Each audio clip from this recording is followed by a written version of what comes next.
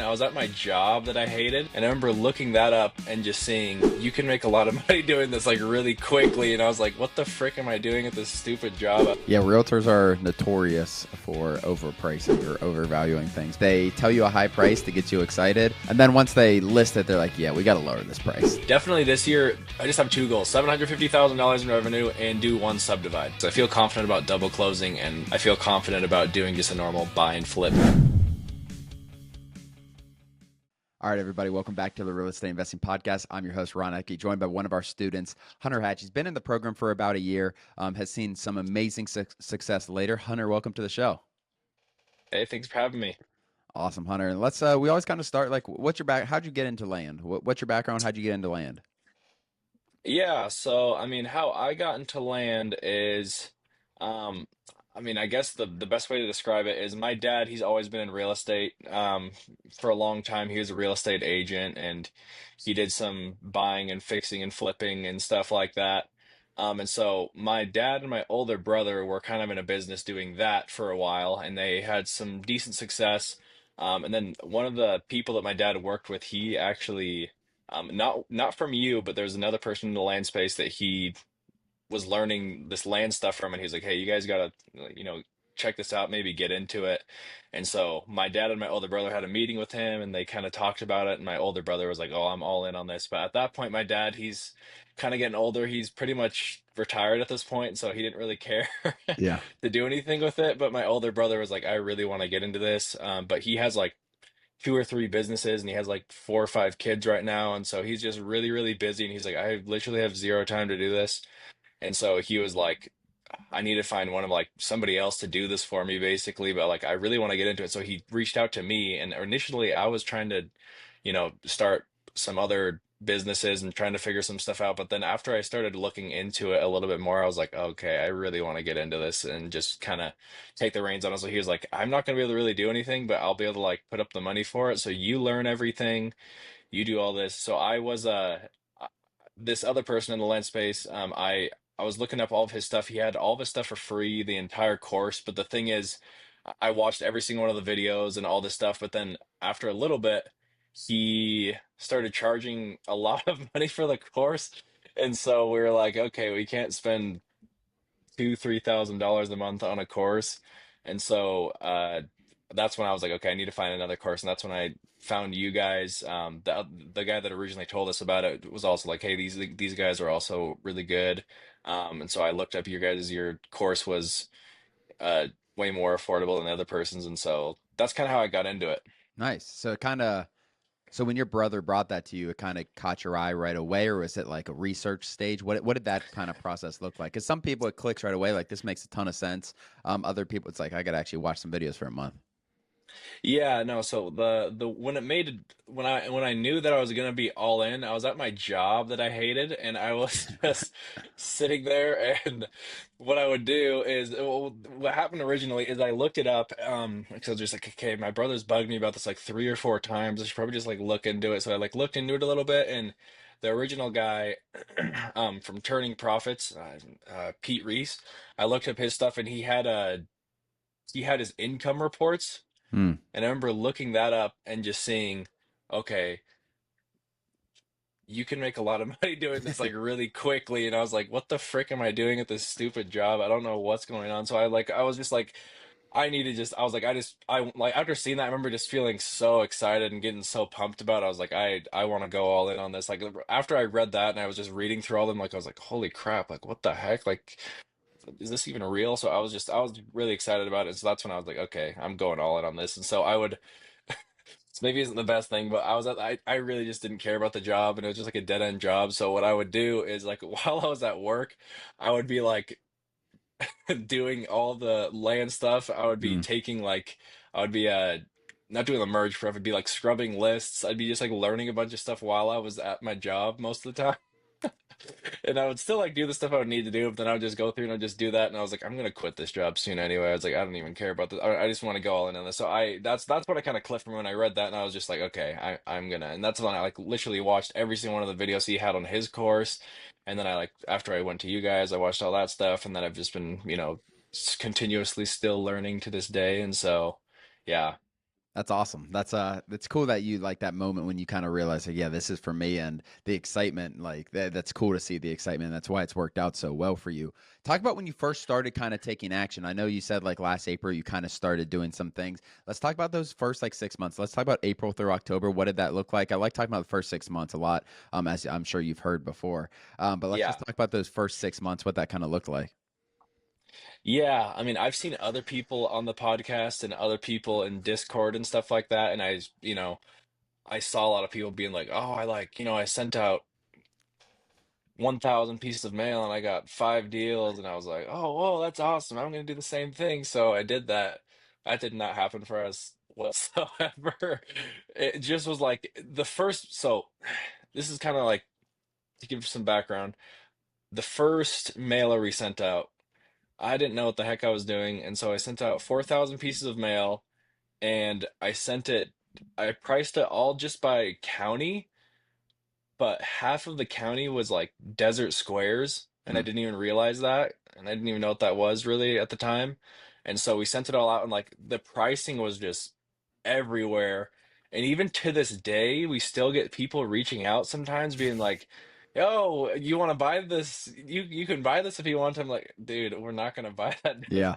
They can't do anything with that." And so like it was just horrible. Like it was actually kind of funny because at the time my dad, he wasn't really in it. He didn't really want to be a part of the business too much, but we were like, "Hey, you field the calls," because he's like really good at talking to people and stuff like that. And so we were like, "You field the calls on this stuff." But we got just like so many people calling, and like I don't know, from this one we got so much more hate than any other mailer we've ever sent. And like there were just people calling him all the time, just like cussing him out. And then after that, he's like, "I don't want to do this anymore."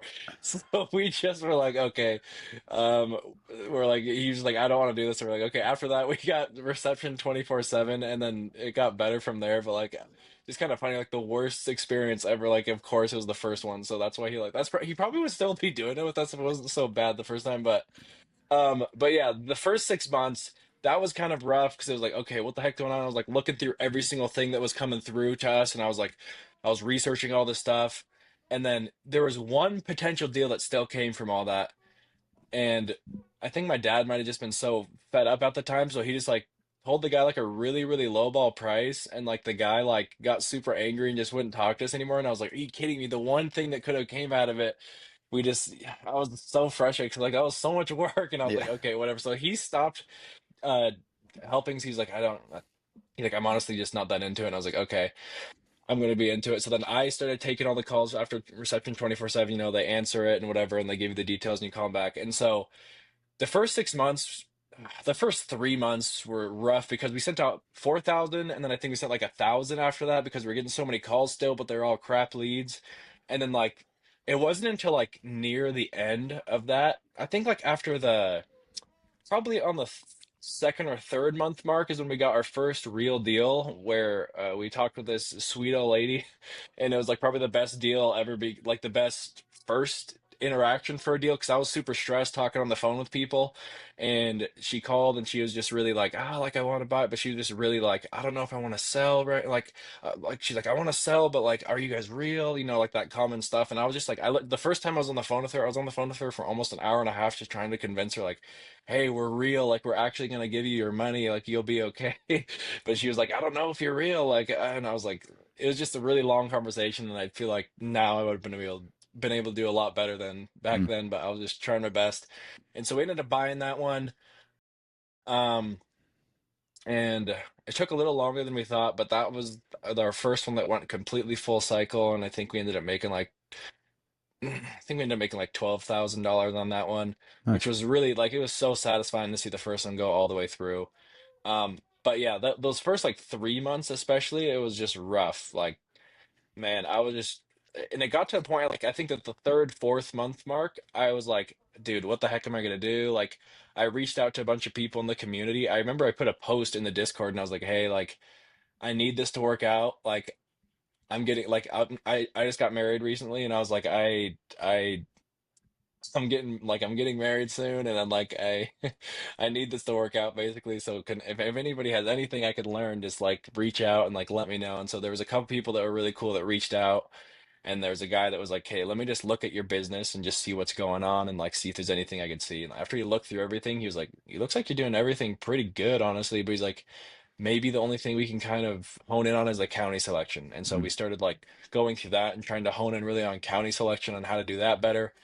And then fast forward just a little bit later, we got a couple more deals, and then I feel like at the sixth, 7th month mark, we like had a decent amount of deals in the pipeline. Where I think maybe at that point, maybe we were at like 50, $60,000 in profit after everything would sell, and then fast forward to now we're like double that. So Yeah, I mean, given everything you said, like you obviously you learned from a lot of mistakes, which I love. Like it's huge to be able to learn. And a lot of people would have quit. I remember that post in Discord, and I appreciate all the responses that you got because I know you got, I'm sure, one-on-one messages, but also like the responses in the community as well, just the public. Because a lot of times that community like can hold you up when like things get difficult, and I think I don't know if you would have quit or whatever if just no one and you got no responses, but that's really cool to hear. Can you talk a little bit about that? Because I know you've leaned on the community quite a bit. Just talk about the value of that.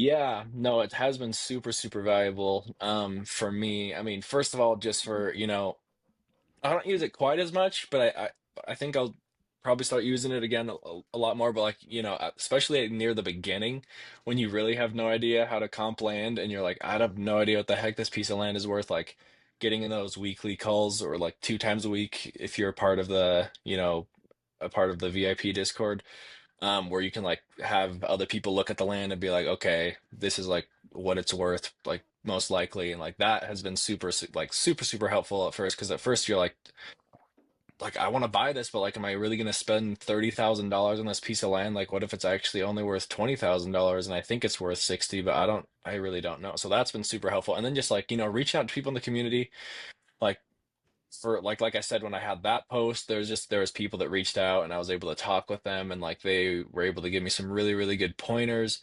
And just like kind of how everybody else has said, just like seeing other people that are willing to help you, and then also just hearing their story, and just also knowing that like what you're going through isn't that crazy. Like sometimes you're like, all these other people are like killing it. Like, they're going like, why am I not like sent out my first 4,000 and got 12 deals? Like that doesn't make any sense. Why am I not doing that? And that's why I feel like I have like a way more realistic expectations on how things are supposed to work in the business, because I was just trying to figure out where that was at. I was like, I don't know, like I see people posting and like they're getting all these crazy deals. I'm like, is that how it's supposed to work for me? But like just hearing it and actually being able to talk with people, and they're like, oh yeah, like similar thing happened with me. Like I sent out X amount of mail. I didn't really get too much from it, but then like now, it's just like you just hear it and you're like, okay, I just have to stay the course. Basically, I just have to maybe tweak a couple things here and there, and then like it'll be okay. I just got to keep going, and like just that's what I just keep trying to like. Even to this day, I'm just trying to get better at like, okay, what am I like not that great at? Like, how can I get better at it? What's something else I don't even know about that I can like implement into the business more? And so, yeah. Yeah, I think so many people. I think that's part of like the poison of the community is like seeing other people's success and like trying to compare. And I think like comparing is like it. I'm sure it affects. I know it does affect people mentally. Like they're trying to compare and like why am I not here? Why am I not there? Instead of just like Yeah. analyzing your business, which I think you did a combination. Like you saw Yeah. a lot of people's success, but you're also like, okay, what are we doing wrong? I just overpriced half my mail to Desert Squares and just screwed up all of that. Like, okay, you learned from that. You had a ton of learning and you still made head projected profit of $50,000, $60,000 your first 6 months. Any different types of deals you've done thus far? Any deal? Actually, let's before we go into that, what is your current marketing last 3 months, whatever? What is your current marketing kind of spend, not spend, but your current marketing volume look like, and what type of marketing?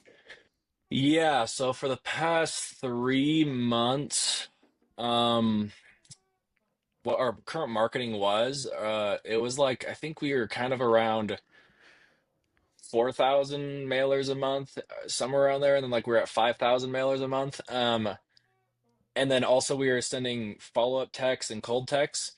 Um, and like I was saying, it's we're kind of switching tactics on texting, which I think is really going to help our numbers there, because from texting we've only closed one deal from texting, which is Hmm. like that's great, but I honestly don't think it's because texting as a medium is like, oh, texting doesn't work. I just think it's just because our way of going about it honestly. And so I think it'll go up. It'll do a lot better from there. Um, and so I'm excited about that. But as Can far you as explain what changes you're making in texting? yeah, so the changes that we're making in Texas, kind of how we have been doing it for the past couple months, like 3 months probably, uh, is we've just been like saying, "Hey, how's it going? We're interested in buying your land, you know." And then we say they're like, "Oh, like we'd love to send a proposal to you." And then like if they say yes, then we send them over a price, and we're like, "Hey, we'd like to do it at this price." And then if they're like pretty much we just are sending out prices to people, you know? Yeah, And so they're like, no, that's too high, or oh, the whatever, like that. And then there's a conversation that goes from that. But then what we're gonna do now instead is kind of do a similar tactic, but instead we're gonna try to get them on the phone, and we're not gonna throw out a price at first, and we're just gonna see where their head's at with the price. And if their price is somewhat malleable, then we're gonna be like, okay, that price is like pretty manageable. We could either buy it or we could double close, or we can talk them down a little bit and buy it or double close. And then I'll get on the phone with them, and then I'll either, talk with them and be like, hey, we can buy it at XYZ price. Like I know you were saying this, or double close and have a, pitch that. And I think that's going to go a lot better than just throwing out a bunch of prices. Because I feel like some people maybe just are like aren't responding the best to that. Um, Maybe it works for some people. For whatever reason, it's not working for us that well. yeah. So, No, I agree. And if you guys haven't watched Derek talked all about this a couple weeks ago on the podcast. oh, So okay. yeah, make sure I wasn't talking to you directly, but yeah, if you Oh, guys are want to learn more about that, Derek is one that does almost all texting, very very successful. And that's what his main goal is. Like, and I love that. Did you guys just kind of figure that out yourselves? As far I assumed you got it from that podcast, but it sounds like you didn't. Did you just kind of like, okay, this makes these people are just. It's easy to say no over text, and um it's easy for tonality to get confused and all of this, and like over phone, like you can solve problems for these sellers that it would take you weeks to solve over text. So I think it speeds up everything too. Like your deal cycle is going to be so much faster when you're like, okay, you get them on the phone one time, you propose a cash price, you propose a double close price, and then you either make a deal happen or maybe you have a follow-up or something like that. How'd you come about that? Was it just like that we're not just it's something's off? yeah, something's up because I was like, I didn't just want to like knock our other thing and be like, oh, it's been a month, it's not working. So I was like, let's just keep it going for a little bit longer. But still, the longer we've done it, it's like it's just not working for us. And so I've kind of talked with other people in the community, or like I haven't watched that one specifically, but I've heard you or your brother talking on another podcast saying that like that would be the way that you guys want to do is get them on the phone and stuff like that. And then like recently, I'm talking with somebody else in the community that is doing a lot of texting as well, and he was gonna kind of, talk to me about how he specifically goes through and does it. But it seems like I pretty much have a idea of how he does it. It's like basically how I explained it, but he's just gonna go through the specifics of like what they actually send and stuff like that. And so we're gonna start implementing that into it. So yeah. Ever wondered how land investing can be the fastest path to financial freedom? I break it all down in my new book, One Lot at a Time. I'll show you exactly how to find, buy, and flip land for huge profits without dealing with houses, tenants, or any crazy renovations. It's simple. This is the book that I wish I had when I first started. If you're ready to take control of your financial future, grab a copy now. One Lot at a Time by Daniel Apke. Find it at your local bookstore or on Amazon.com. Nice. That's exciting. So how many texts are you sending a month? So 4 or 5 thousand mailers. How many texts are you sending? Yeah, so we're sending 10,000 a month, and then as far as so that's what we were doing as mail volume, that's what we were doing for the past 3 months, but we're actually just switching. We were doing it every 2 weeks. We're sending 2,500 mailers or whatever. But now what we're doing is we're switching from that to every Monday we're sending 2,500 mailers. Um, and then we're going to ramp that up to every Monday. We're sending 4,500 mailers. Every month we're going up 500 mailers until we reach 4,500 mailers, and we're going to stay there and then just keep doing texts. Nice. No, that's awesome. I think you're like primed to like you've learned so much in the last 12 months, which is it's crazy that you've only been in for 12 months and like you've had some crazy mistakes, you've had some good success. Let's talk about some of those deals that like some of those bigger deals you've done or some of those I know you haven't gone full cycle on a lot of them, but you know the projected profit. Are there any deals, any project-based deals or any other deals, any deals that you've done so far that like stick out? Yeah, so Here's another one that like that sticks out in a good way and in a bad way. So there's one that we there's been a lot of things that have gone wrong, but a lot of things that have gone right. So there's another one that we got a deal for where this guy called us back on and he was like, "Hey, like, is this letter real?" I was like, "Yeah." And so I took a look at the land, and I was like, "I can't tell what this even like now. This wasn't that long ago, and I like it was really hard to tell what this piece of land is worth because first of all, it's a non-disclosure state, which is already a little bit harder, and there wasn't that many comps, and I was like, I can't tell, and I was like, maybe it's worth 40,000. I put it inside the Discord, and the guy in there was like, yeah, I think like 40,000 sounds pretty good. He's like, it's kind of hard to tell. He's like, it's kind of difficult, and so I called the realtor. And I was like, hey, like, what do you think this is land is worth? And they're like, I mean, I looking at it, it looks like it's worth like honestly like $81,000 with like from what I could tell, I was like, that is way more than I and so I talked the guy down to $21,000 and I was like, hey, like we can do 21 and he was like, yeah, that sounds good. So we got all figured out and all this stuff, and we bought it for $21,000. And there's been a ton of interest, like on Zillow. Like it's only been up for a couple weeks, but there's been like 500 views and like 20 something saves, and it's just been really, really a lot of people have been interested in it. And so that one's been really cool, but there is a dark side to it. But this kind of sucks is that right inside of the so it's inside of like this weird rural subdivision kind of thing, and it's like I don't even know how to describe it. It's a very interesting setup, but at the entrance to that, there's like two properties right here and here, and then there's the entrance. There's like both properties, and I this is another mistake that we made, is they're just full of trash. Mm. Like just like they're like junkyards basically. But everything else inside the subdivision looks beautiful. It's just like these front properties, like when people drive by it, they're like, oh gosh, this subdivision is really ugly and like really trashy, but that's not how it is at all. It's just like that's how the first two ones, and so it scared a lot of people away. And so we've lowered the price, even though we've had a lot of interest. And like the realtor said, there's been like 15 realtors that have reached out. We pretty much have like been like, okay, we're just gonna lower it just a little bit. I still don't think, no matter what, I think we're gonna sell it. Like since we're lowering it, and we've had so much interest initially, and so we're lowering it a little bit. I still think we'll make like $40,000 on it, honestly, which is like not bad at all. But like that's something that I realized, like, okay, when I have a droner go out there and like take pictures, I'm gonna ask them, hey, when you're driving in, is there anything around it that you can just go out and maybe just take a picture of real quick and just let me know, like if there's any properties that look really bad that's gonna make this property like lose Hmm. value or something. And I was like, okay, but I don't think that it's like it's kind of annoying because I wanted to sell it at 80, but like, if we make $40,000, that's not a big deal, honestly. But it's just, it was another thing that we learned. And so it's like, okay, so you just learn small things like that throughout time. And it's like, you're not going to be able to learn all that. You just have to learn by taking action, because I could have been thinking in my brain for the last year and been like, okay, what's another thing I could like not mess up on? It's like kind of dumb. So you just got to go for it, and you're going to make mistakes no matter what. So Hmm. Yeah, realtors are notorious for overpricing or overvaluing things before they get it, and then once they list it, they're like, "Yeah, we got to lower this price." Yeah, that's what that's what they do, and that's what they say notoriously. It's every single, not every realtor. Some are really good at it, but they tell you a high price to get you excited, and then they list it like crap. Maybe they knew in the back of their head like we're gonna have to lower this, but yeah, that's yeah. definitely not an unknown. It's definitely a common thing from realtors. Um, Wow, you've had a busy year. It's crazy because you've had a lot of ups and downs. What are your goals? When I say year, I'm talking about April to April, essentially. But what are your goals in 2025 for this business and beyond? Yeah, so our goals for this year, they're pretty ambitious, but I don't think they're too ambitious, honestly, even though this number is like more money than I've ever made. Um, our goal this year is to make $750,000 revenue.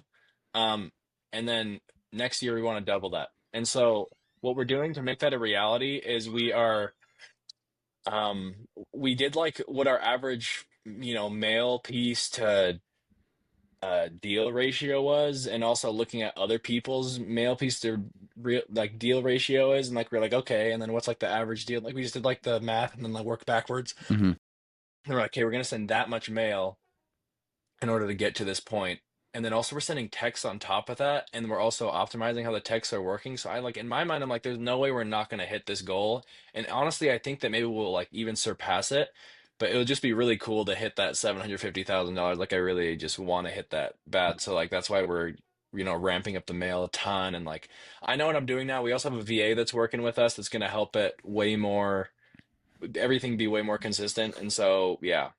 That's awesome. Wow, that's crazy. Yeah, that would be. I think it's a very realistic goal from everything you're saying, and like you, it just seems like you figured it out. Like there's a lot. I'm not saying there's no more learning or growth, but it seems like you've kind of figured out a lot of like how to do this business consistently. Are you going to grow with bigger deals? Absolutely. What do you have goals or like any plans to target bigger deals, project deals? What are kind of your thoughts on that? Yeah, so I mean, this year especially, I just kind of want to, I really just want to hit the $750,000 goal.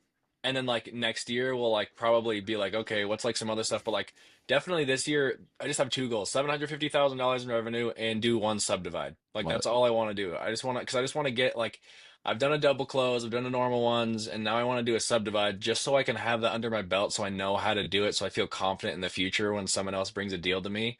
And I'm like, okay, this is how I'm gonna this is how I know I'm going to be able to subdivide this, blah, blah, blah, and do it. Like, just know because I've done it in the past because I feel confident about double closing and I feel confident about doing just a normal buy and flip because I've done that multiple times. And so that's what I want to do. That's like just $750,000 and then do a subdivide. And we almost got a deal for a subdivide and this deal isn't over yet. I have a couple people that I'm still talking with and we'd make like probably 50, $60,000 on this one, and I really want to get it through, but the guy's just being really wishy-washy, but like we keep going back and forth, and so that one's not out of the picture, so that might be our subdivide. Um, I brought it into the deal review one time, and it's just been a back and forth kind of a thing, but yeah, we'll get one regardless. We're sending out so much mail that it's just going to be, I'm just waiting for the leads to come in now at this point. Yeah, a lot of people's first subdivides aren't like targeted. Like a lot of people are like thinking, how can I get them? And it's great, like when you can start targeting them and you've done some. But a lot of people's first subdivides are simple, and it's just deals that they ran into. Maybe they have a seller call in, and the seller wants more money, and you can pay them more money because you can cut it up a little bit. So I love that strategy, kind of sticking to what you know and what you've done successfully up till now. What are you doing this full time, Hunter? I am. Okay, and how long you been doing this full time for? Full time, probably. Hmm. Probably like 7 months, 8, 7, 8 months. And so the first couple months, dude, I was stressing because I Yeah. was like, dude, we're not doing anything. What's going on? And I was stressing out, but um, my wife's been great. She's gonna start going to school full time, and she's been kind of like, working and like having just like paying our normal expenses and like anything I've made, like we're just using it to pay off our debt. And so like we'll just pay off all of our debt, and then like in my mind, I'm like, okay, we have like 4 months until she like goes full time into school and won't be able to work. I'm like, at that point, like I'm gonna be making more than enough money. Like it'll be fine. And we're already like at that point, like right now, we're like we've had a couple deals and then they're all like the other ones are gonna sell pretty soon because they've been up just for, like a month or whatever. And I'm like, okay, I will be completely fine at that point. So it's been a little bit of a roller coaster. Maybe not the most advisable thing to like quit your job and just go all the way into it. But I was like, I hate my job so much. Yeah. I'm just gonna do this full time and it's gonna work. And at first it wasn't, and like other people I feel like probably would have been like, okay, I'm done with this, I'm going to something else. I've done that so much in my life where I've just switched around to so many different businesses that I was like, I want to stay consistent with the flipping business and just go forward. And so I've just stuck with it, kept trying to iterate and just do small tweaks. And I think we're kind of finding that sweet spot. And like I'm just gonna keep learning and just but yeah, I pretty much know like 80% of like I feel like I'm like 80% of the like I know 80%. And that's like pretty much what you need to like feel confident in everything at this point. But like I just want to keep learning because I'm not all the way there because like there's always something more that I could learn to make a business more effective. So That's awesome. Credit to you for leaving. So I mean, again, like it's not for everybody quitting their job and like just going into something that isn't necessarily providing at the moment. But you obviously saw um, green things with grand or with land, and we're excited about the future of land. What advice would you have for someone? This would kind of always kind of finish out podcasts. What advice would you have someone kind of in your position? You were whatever 12 months ago. You were working a job you didn't like, you were looking into this business model, everything like that. What kind of advice would you have to someone that's kind of like Hunter 12 months ago? yeah, I would say 12 months ago.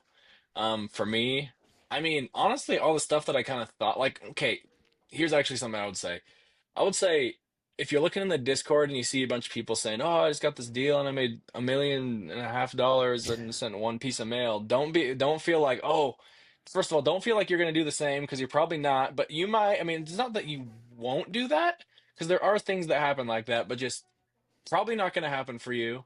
Second thing, if it doesn't happen for you, don't feel like you're weird and then get depressed about the business and be like, oh, like what's going on? Like, just realize it's all about an average and just go forward, do what everybody's saying, and also just talk to people in the community and be like, hey, this isn't working or this isn't working, and then know that it's going to work out in the end. Maybe your first couple months, maybe something crazy like what happened with us, where we sent out and all the deals were crap because I didn't know what the heck I was doing. And you can just, even for your first mailer, go over and talk to somebody in the community, be like, hey, can you just like look over this for like 5 minutes? Somebody that's experienced in land can just look at your list and be like, okay, this county and this pricing, like they'd just be able to tell really quick. Like if someone sent me over something and I looked at it now, I'd be like, okay, yeah, like don't do that one right now. Like that's not going to be that great. Just there's nice people in the community, and there's a lot of people that would be willing to just take a look at something and just know that it's going to work out eventually.